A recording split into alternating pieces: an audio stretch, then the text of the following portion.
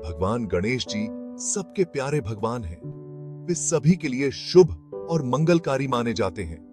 हर शुभ कार्य की शुरुआत उनके नाम के साथ होती है। उन्हें उनकी बुद्धि और हाथी वाले सर के लिए जाना जाता है। उनके 4 हाथों में अलग अलग वस्तुएं होती हैं जो विभिन्न गुणों का प्रतीक हैं। उनकी माता देवी पार्वती हैं।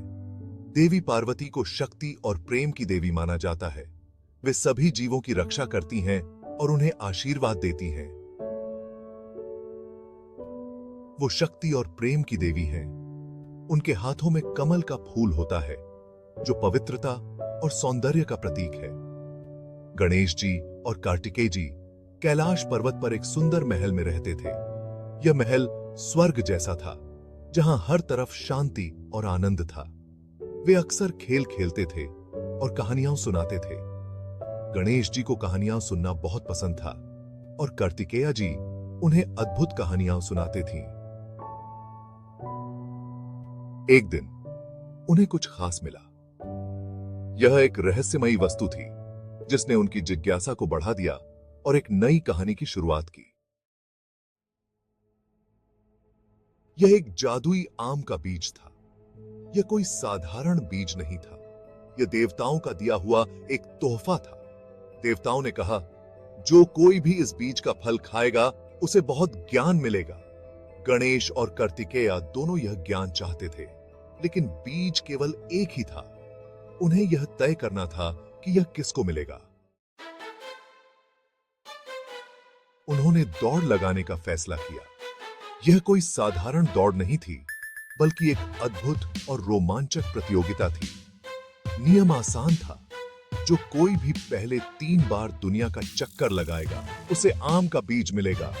गणेश जी उत्साहित थे। उनके चेहरे पर एक प्यारी सी मुस्कान थी और उनकी आंखों में चमक थी। कार्तिकेय जी को भरोसा था। वह अपने शक्तिशाली मोर पर सवार होकर तैयार खड़े थे। दौड़ शुरू हुई। कार्तिकेय जी अपने शक्तिशाली मोर पर सवार होकर आसमान में उड़ गए। उनका मोर बादलों को चीरता हुआ आगे बढ़ रहा था। उन्होंने एक बार दुनिया का चक्कर लगाया और फिर दूसरी बार। हर बार वह और भी तेजी से आगे बढ़ रही थी। फिर 2 बार और फिर लगभग 3 बार। कार्तिकेय जी की गति अद्भुत थी। गणेश जी अपने छोटे से चूहे पर पीछे रहते दिख रहे थे। उनका चूहा बहुत छोटा था और कार्तिकेय जी के मोर के मुकाबले धीमा था। लेकिन गणेश जी ने हार नहीं मानी और पूरी कोशिश कर रहे थे कि इन्हें हर गया। गणेश जी के पास एक आइडिया था। उन्होंने सोचा कि कैसे वह अपने माता पिता को खुश कर सकते हैं और अपनी बुद्धिमानी को साबित कर सकते हैं। उन्होंने अपने माता पिता का 3 बार चक्कर लगाया। यह उनके लिए एक प्रतीकात्मक कार्य था जो उनके प्रति उनके सम्मान और प्रेम को दर्शाता था। उन्होंने अपना सर झुकाया और कहा, मेरे माता पिता ही मेरी दुनिया है। यह उनके लिए एक महत्वपूर्ण संदेश था जो उनके दिल की गहराई से निकला था। पार्वती जी हैरान रह गई। उन्होंने सोचा कि गणेश जी ने कितनी सरलता से इतनी गहरी बात समझ ली। कार्तिकेय तो दुनिया का चक्कर लगाया था, लेकिन गणेश जी ने अपने माता पिता के चारों ओर घूमकर अपनी बुद्धिमानी का परिचय दिया। लेकिन गणेश जी कुछ और गहरा समझ गए थे। उन्होंने महसूस किया कि सच्चा ज्ञान और सम्मान उन लोगों से आता है जो हमें जीवन और प्यार देते हैं। वे जानते थे कि सच्चा ज्ञान उन्हें सम्मान देने से आता है जो हमें जीवन और प्यार देते हैं। इस प्रकार गणेश जी ने अपनी बुद्धिमानी और प्रेम का अद्भुत उदाहरण प्रस्तुत किया।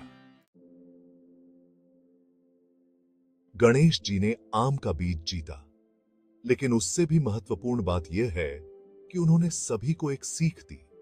उन्होंने दिखाया कि बुद्धि और प्रेम गति और शक्ति से ज्यादा जरूरी है। पार्वती जी को अपने चतुर पुत्र पर गर्व हुआ। उन्होंने महसूस किया कि असली जीत समझ और करुणा से मिलती है। यह कहानी हमें एक बहुमूल्य सीख देती है।